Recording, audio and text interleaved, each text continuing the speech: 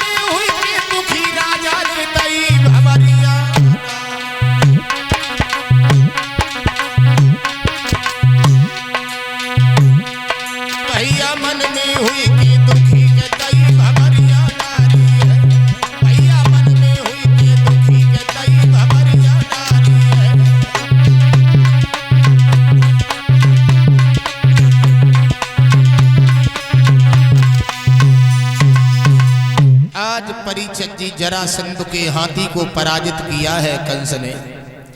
कुवलिया पीढ़ हाथी को पराजित करने के बाद महाराज जरासंध ने अपनी दोनों बेटियों का विवाह कंस के साथ में कर दिया और कुवलिया पीढ़ हाथी भी परीक्षित जी दहेज में दे दिया। कंस जो है विवाह करने के बाद परीक्षित जी मथुरा नगरिया में आता है। अब इधर आ जाइए, कंस की चचेरी बहन है जो परीक्षित जी देवकी शादी के योग्य है। कंस ने विचार किया है, मैं अपनी चचेरी बहन देवकी की शादी करूंगा। बटेश्वर के रहने वाले महाराज सूरसेन के पुत्र वासुदेव जी के साथ में परीक्षित जी वासुदेव जी के साथ में लगुन टीका भिजवाया है नाई और पंडित जी को बुलवा करके, और एक खत लिखा था कि जाओ हमारे मित्र वासुदेव से कह देना कि जल्दी आए, बारात लेकर के हम अपनी बहन का विवाह करेंगे। एक खत लिखा, उस खत में क्या लिखा परीक्षित जी?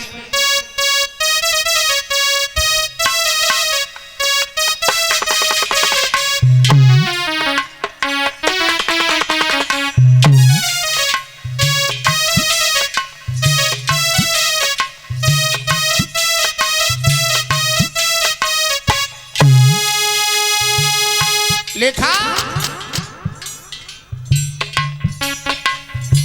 बटेश्वर के रहने वाले हमारे मित्र वासुदेव, हम एक बात तुमसे कहना चाहते हैं।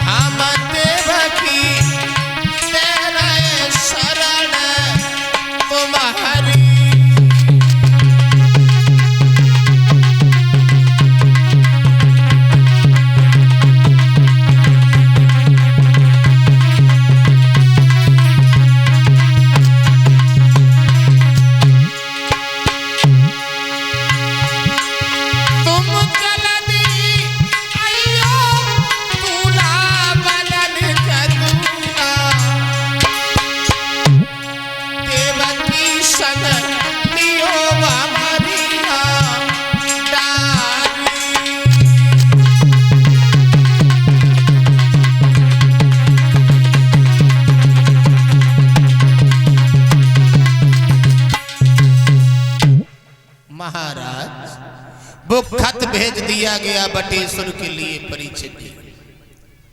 वासुदेव जी बटेश्वर से बारात लेकर के जब मथुरा नगरिया में आते हैं तो परीक्षित जी बड़े वैदिक विधान से देवकी के साथ में वासुदेव जी का विवाह होता है। विवाह जब हुआ है लोगों, देवकी की जब विदा हुई है तो परीक्षित जी देखा होगा आप लोगों ने कि जब बहनों की शादी होके विदा होती है तो हमारी बेटियां अक्सर कर बहुत रोती हैं। आप लोगों ने लड़कियां रोती हुई देखी होगी, हमने एक जगह लड़का रोता हुआ देखा है। तो मासरा हम सही कह रहे हैं, लड़की की विदा भई तो लड़की बहुत रोई और लड़की के संगम परीक्षित जी वो लड़का रोवन लगो। लड़का से पूछी गई तुम काहे रोए? बोलो जा काहे रोई? तो लड़की बोली हम तो जासो रोई, हमारे तो माता पिता छूट रहे। लड़का बोलो तुम जासो रोई, तुम्हारे माता पिता छूट रहे, हम जासो वही से रोवन लगे, तुम्हारे पीछे हमें अपने माता पिता छोड़ने पड़े, कहीं न्यारो साजो तो होने ही है। ये सत्य है। अब परीक्षित जी समय में बदलाव आ गया। पहले भाई भाई एकत्रित सारी जिंदगी बने रहते थे, लेकिन अब शादी होने के बाद में 1 साल तक परीक्षित जी मुश्किल से मुश्किल 1 साल पत्नी बोलती है, पति बोलता है, पत्नी सुनती है। दूसरी साल लगी सोई पत्नी बोलने लगा, सोई पति सुनने लगा था। और तीसरी साल जो लगी सोई पत्नी दोनों ही बोलने लगा, सोई प्रधान जी सुनने लगा था, पंचायत होने लगा था। हाँ, ये समय आ रहा है। एक जगह की बात परीक्षित जी बता रहे हैं, लड़की की चौथी चलवे को आई तो लड़का रोवन लगो, बोले तुम चली जाओ तब मुझे अच्छो नहीं लगे। बोले चुप रहो, बिना मतलब की बात करता रहा था। फिर आ जाएंगे लौट के। सो रोवत बाबू बेचारी को पठाएगे को स्टेशन पहुंचो, स्टेशन बने देखो दूसरी सीट पे बैठो, दूसरो एक और रोए रहो। बाने पूछी काहे भैया तू काहे रोवत? बन के तू काहे रोवत? बन के हम तो जासो रोवत, हमारी पत्नी इंटरसिटी ते घरे जा रही था, सो बुरो लगत हो। तब बोलो तू जासो रोवत, तेरी जा रही तासो रोवत हो, और हमारी ज्वालामुखी पैसेंजर ते घरे आ रही, हम तासो रोवत है। मुसीबत की बात भाइयों, गौर करेंगे सब लोग। प्यारे, देवकी जब ससुराल को चली है तो देवकी के आंखों में आंसू आ गए। एक बात मैं आपको और बता देना चाहते हैं, पहले हमारी बेटियां जब ससुराल को जाती थी तो हमारी बहनों को समझाया जाता था। हमारी बूढ़ी माताएं हमारी बहनों को समझाया करती थी और कहती थी देखो बेटी, ससुराल में आप जा रही हो, कुल की मर्यादा का उल्लंघन नहीं करना। और एक बात याद रखना देवी, ससुराल में जा रही हो तो बूढ़ी माताएं अपनी बेटियों को शिक्षा देती थी और कहती थी बेटी कि जइयो निज पति